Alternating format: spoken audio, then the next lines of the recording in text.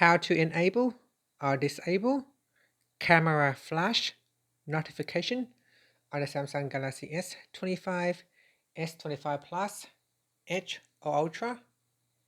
First, tap on the home button to return back to the home screen.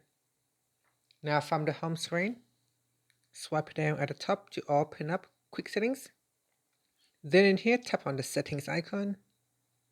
After that, we then scroll down to the bottom and tap on accessibility. Then tap on advanced settings.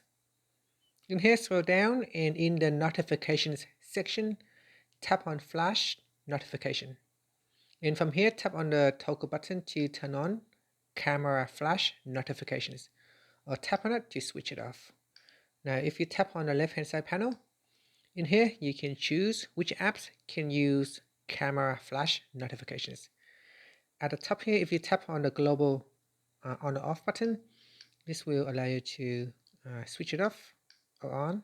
Now, normally when you tap on the off button, most of this should turn off. Here we can choose all apps, so select on this button here to switch all apps off or on.